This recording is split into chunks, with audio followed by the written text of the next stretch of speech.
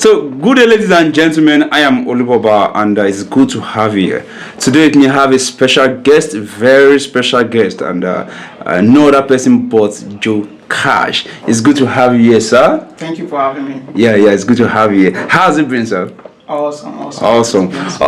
Okay, so we would like to discuss on a topic, and which Joker should be the main facilitator, what titled personal success. Most time we talk about business success, we talk about financial success, we talk about spiritual and all of that. But how about personal success? Where is the place of personal success in the actualization of purpose? And that's what Joker should be putting us through today. All right, sir, if I may start on a very quick one, to you, sir, what is personal success? What will you term personal success? Because most times when people say, hey, this person is successful, most times in society today we are looking at the financial capacity. So what do we term personal success? All right, again, thank you for having me on the show today. Yeah, I appreciate your commitment, your investment, and everything. Yeah. So personal success is something that is very fundamental, that you cannot do without. Okay. It's the bedrock of any success you want to achieve in life. Because let's say in business, you cannot be bigger than your personal development in your business. So you can't expect to have a bigger result in business than the personal success you have achieved. Personal development is very key. You cannot be bigger than your business cannot be bigger than your personal development. So the level of your growth, the level of your personal development determines the level of success or achievement you have in any field you are pursuing in life. So personal development is a very crucial topic that every individual needs to pay attention to before you step out to try your hands on anything, be it business, be it career-wise, or any aspect of life. So personal development to me is the bedrock of life that every individual must pursue first. Okay. I like what you said. You said is a bedrock of life in which every individual must pursue. So at first, okay. So how? I think that's the question now. Sorry, before we get to the how, why do we need to pursue personal success? Why do we need to be successful as a person before looking at being successful probably at marriage or business, at career, as the case would be? So why do we need this personal success can't we just go ahead and start doing our business, going to marriage, whatever it is you want to do, pursue that goal? Why do we need to become successful first as a person?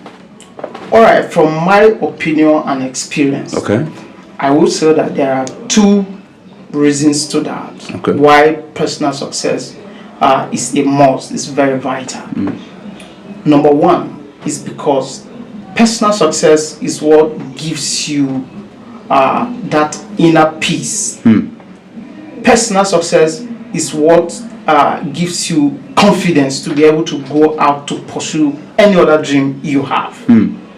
So it builds your confidence inside of you to be able to build that strength inside of you to be able to go out and conquer the world. So if you don't have that personal success and you go out there, you don't have much strength to be able to get what you want. So personal development builds that strength inside of you. Personal success, personal growth builds that strength inside of you to be able to go out and chase after your dreams. So it's a strength builder. It's a strength builder. So you cannot afford to do without it. That's number one. Okay. Secondly, when you build personal success, you are going out to show other people that this is how to do it, this is how to go. So you are like a pace setter. When you are talking to people, they are looking at you. You are like an example. So when you are talking at people, they are looking at you. Because when you open your mouth, it does not only end with your words. When you are speaking, or when you are doing things, people are looking at you as well. What is he saying? Is it corresponding with who he is? So if you have not developed yourself, if you have not succeeded as a person internally, and you now go out and begin to try to force people or force things to fall in place, you will struggle. You will explain a lot. Trying to defend. Exactly. Trying to prove yourself. But when you have built that strength, inner capacity, another word for it is inner capacity. When you have built it and you go out, you talk less with maximum impact. Talk less with maximum impact. Wow. That's powerful, Mr. Joe Kash. Okay, I would like to ask, now that we know why it is important, and you just gave us 2 points. So, sir, how do we, for the viewers out there who are interested in personal success, so how do we go about this personal success? What do we need to do to get to this point where we can have maximum impact when we speak less? All right, so I would like to give a few points. Okay. Number one, you must decide where you are going. You must decide where you are going. Where you are facing is very important for you to build personal success. So you must decide, this is what I want. If you know what you want, if you know where you are going, then you build in that aspect. It's easy. Secondly, after you have decided, you now look for a mentor. You get mentorship. So it's easy to cover ground when you have a mentor than when you go out on your own and try to learn things by your own. So someone that has had experience of 30 years can give you that experience in 2 hours, and it will, you don't need to spend 30 years before you get that experience. By submitting to that person, you gain an experience of 30 years in 2 hours, or in a single discussion in a day. You get that experience, and it will take 30 years of labor from you. So getting a mentor is very, very paramount to helping you grow personally.